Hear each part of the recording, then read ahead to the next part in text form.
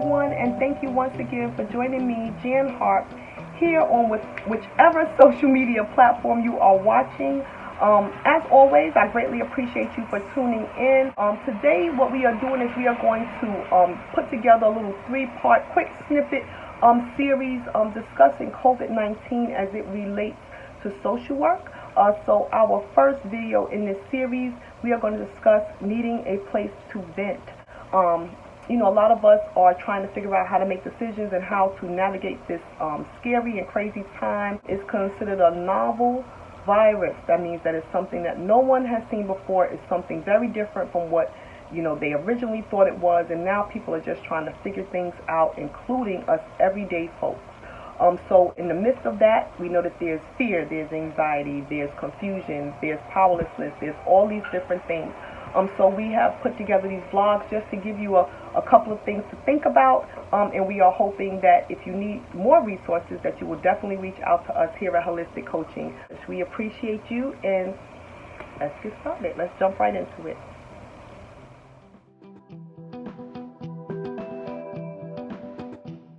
Hello everyone, and thank you once again for joining me, Jan Harp, on whichever social media platform you're watching this. I just wanted to take a quick moment and discuss COVID-19 from a social work perspective. As a social worker, I believe that advocacy is one of the number one things that social workers need to be passionate about. I'm very passionate about social issues because I believe that social issues are the context in which people form, their clinical problems. They call it a novel virus, meaning that it's something that we've never encountered before. So people are making decisions right now based on something that we have never encountered before. I'm not sure if this is the way that you've seen some of the things happening, but the way that I've seen people's reaction to COVID-19, it definitely mirrors many of the scary contagion movies that we've seen where, the virus gets out and they can't keep it under control, and next thing you know, people are turning into zombies or some other crazy thing is happening, and there's always that one person, you're just like, no one would ever do that. No one would ever respond like that in the midst of a crisis. But as this crisis unfolds, we see that people react in and there are so many ways that a person can respond. They have a variety of responses to outside stimuli. Something comes along, it's something you've never encountered before. You have to make all these decisions. Should my child go back to school? Should I wear a mask? Should I not wear a mask? Am I supposed to be at work? Am I an essential worker? Am I not an essential worker? Who gets to determine whether or not I should be the one who has to close down, and that person should be the one who gets to stay open? Who's the voice that we listen to? Who's the voice that really has authority? Who's the voice that makes the most common sense? Who even makes common sense, since we don't even know what we're dealing with? So, as people are making decisions in that kind of an environment, I, as a social worker, think to myself, this is a time for advocacy. This is a time to go out, understand what's going on, and definitely speak up for people, help people to have a voice. So the way that we help people to have a voice here at Holistic Coaching is that we definitely ask you to come online, come online to our social media pages, voice your opinion about different issues and different topics that are going on. A lot of times we have fun on the page, we just ask a silly question, but a lot of times we ask things that are very important, like about real social issues, because there are people who are dealing with those things and they don't know who to talk to. They don't know who can give them a response that makes sense to them. And so sort of like group therapy, when we get together and we all give our opinion, there's somebody out there who can identify with what you have to say. So the thing is, lend your voice online. Definitely, this is the time. There's lots of programs, lots of services, including ours, where if you do not have insurance, there's ways for you to access clinical services. You're able to access therapy if you need therapy. You're able to get case management if you just need, some services, some resources for the moment to help you over a hump. But a lot of people are dealing with fear and anxiety because there's something going on that seems very serious, but we don't know how to accurately and appropriately deal with it. We can fight all day about politics and, who's handling it correctly, who's not handling it correctly. But do I have the power to do anything about everything that's going on and everything that's being decided for me.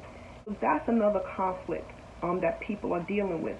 And so the thing is that you can't continue to always ignore that these conflicts are going on within you. Bottling is not a good thing, and it can only help you but for so long. So the thing is to learn how to deal appropriately with these conflicts that come up within us. Suppose you find out, based on some of the things that have been happening in society right now, suppose you have a conversation about something that you're passionate about, and you find out that, your friend or your coworker has a view that lends to racism. Suppose you find out, that there are people who are right among you who don't care that the things that they do contribute to systemic racial bias.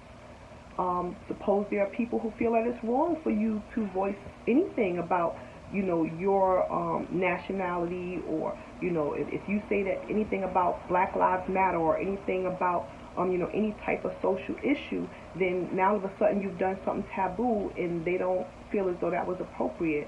When you feel as though this is something that you're passionate about, like what the NFL or the WNBA had to go through. Imagine going through that like on a local level, like as a Walmart employee, or as someone who just works in a small office.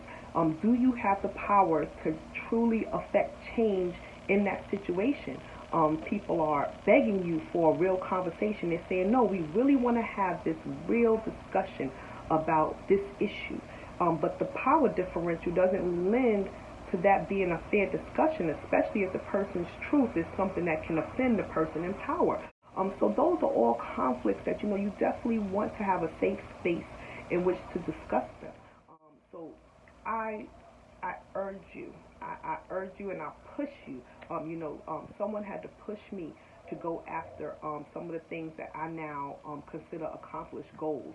Someone had to push me and say, no, go after that, do that. So my thing is you push yourself. If not you, if it's someone who you know that can benefit from therapeutic intervention, push them, tell them, say there's nothing wrong with going out and asking for assistance. There's nothing wrong with reaching out for assistance in any facet. The only problem comes in when you don't reach out for assistance. And in many cases, people wait until the last minute sometimes to reach out for resources. And if they would have just reached out a little bit earlier, it would have made the situation a lot easier to address. The thing is that right now, while you're maybe just a little bit aggravated, or you're kind of struggling with should I or shouldn't I, that's the time. That's the time to sit down with a counselor and discuss some of those conflicts. This is what I believe. This is what I've been experiencing.